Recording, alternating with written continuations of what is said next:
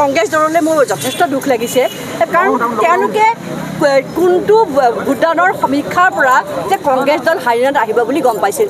ভূপেন বৰাৰ এই অৱতৰীয়া যিটো দেৱালী পাতিবলৈ গৈ আছিল যে এনেকৈ যে মুখ চেকেচা খালে অসমৰ ৰাইজৰ ওচৰত, গতিকে তেওঁ অসমৰ ৰাইজৰ সন্মুখলৈ আহিব কেনেকৈ চাই পিছত ভোট বিচাৰি পেলাই। কংগ্ৰেছ দল যে সঁচাকৈ ভাৰতবৰ্ষত নাই সেইটো তেওঁলোকে এতিয়া হয়তো লাহে লাহে বুজি উঠিছে। অকল মিডিয়াৰ প্ৰচাৰ কৰিলে কংগ্ৰেছ দল নাথাকে, ভাৰতীয় মানুহৰ মনত অন্তৰত ভাৰতীয় জনতা পাৰ্টি সোমাই গৈছে। কংগ্ৰেছ ক'তোতে নাই। কংগ্ৰেছ প্ৰতি ঘৰৰ মানুহৰ দুৱাৰ দলিতো নাই, ঘৰৰ ভিতৰতো নাই, অন্তৰতো নাই।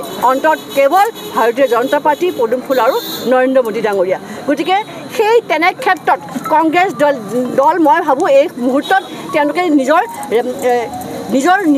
নিজৰে সমীক্ষা কৰা উচিত। দেশৰ সমীক্ষা নহয়, ৰাজ্যৰ সমীক্ষা নহয়, ইলেকশ্যনৰ সমীক্ষা নহয়, পাৰ্টীৰ সমীক্ষা। তেওঁলোকে নিজৰ অফিচৰ ভিতৰত পাৰ্টীৰ সমীক্ষা চলাওক, পাৰ্টীটো কি হ'বলৈ গৈ আছে। গতিকে হাৰিয়ানাৰ ৰিজাল্টে প্ৰমাণ কৰি দিলে যে ভাৰতীয় জনতা পাৰ্টি এতিয়া ৰাজ্যত জোৱাৰ ৰূপে আহি আছে। আৰু আপোনালোকে এয়াতো ছেমি ফাইনেল, আপোনালোকে আমাৰ ফাইনেল 26ত দেখা পাব। ডক্টৰ হিমন্ত বিশ্ব শৰ্মাৰ আমাৰ ৰাজ্যখনত যিমান কাম কৰিছে মুখ্যমন্ত্ৰী ডাঙৰীয়াই, 26ত আমি ভাবোঁ ইয়াতকৈ ডাঙৰ দেৱালী আমি পালন কৰিব পাৰিম। কিন্তু অসমত যি বিৰোধী শক্তি আছিল, বিৰোধী ঐক্যমঞ্চ গঠন কৰিছিল, কিন্তু বিৰোধী ঐক্যমঞ্চৰ নামটো তেওঁলোকে সলাবলগীয়া হৈছে। চাওক, এনেকুৱা বিৰোধী ঐক্যমঞ্চ আমি বহুত দেখিছোঁ, ইণ্ডিয়াৰ পৰা আৰম্ভ কৰি বহুত।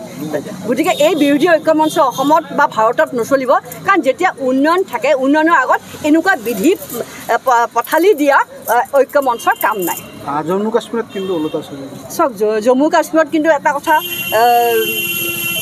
যে আমাৰ ভাৰতীয় জনতা পাৰ্টীয়ে আশা কৰাতকৈ অলপ ভাল ফল দেখাবলৈ সমৰ্থ হৈছে। 25টা 26টালৈকে গৈছে, বহুত পাৰ্চেণ্ট আমাৰ আগবাঢ়ি আহিছে।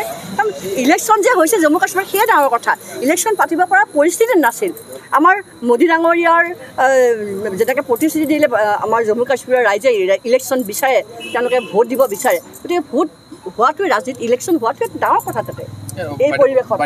এই দুখৰ দিনতো ভূপেন বৰাই কৈছে যে স্মাৰ্ট মিটাৰ যদি তেওঁলোকৰ চৰকাৰ আহে, স্মাৰ্ট মিটাৰৰ পৰিৱৰ্তে পুৰণা মিটাৰ লগাব। আমাৰ ঘোষণা কিন্তু কৰি আছে নহয়। ডক্টৰ হিমন্ত বিশ্ব শৰ্মা সিদিনাসকলে আপোনালোকে চাই পাইছে নিশ্চয় যে ৰাইজে স্মাৰ্ট মিটাৰৰ উপকাৰিতাটো অলপমান দিনৰ ভিতৰতহে বুজি উঠিব, লগে লগে অনুভৱ নকৰিব।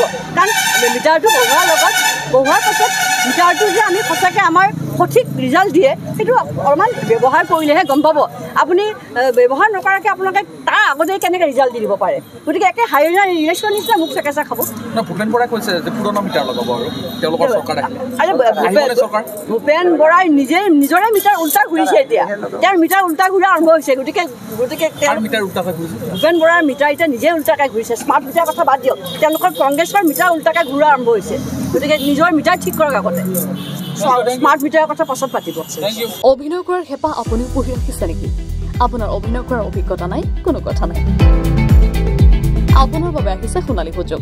29 ছেপ্টেম্বৰত দিনৰ 9 বজাৰ পৰা নিশা 8 বজালৈ বলিউড তথা হলিউডৰ চিনেমাৰ বাবে অডিশ্যন হ'বলৈ গৈ আছে গুৱাহাটীৰ কাহিলীপাৰাস্থিত জ্যোতি চিত্ৰবনত। 5 বছৰ বয়সৰ পৰা 17 বছৰ ব্যক্তিয়ে কৰিব পাৰিব অংশগ্ৰহণ। পঞ্জীয়ন হ'ব বিনামূলীয়া। নিৰ্দিষ্ট ৱেবছাইটত কৰিব পাৰিব আবেদন।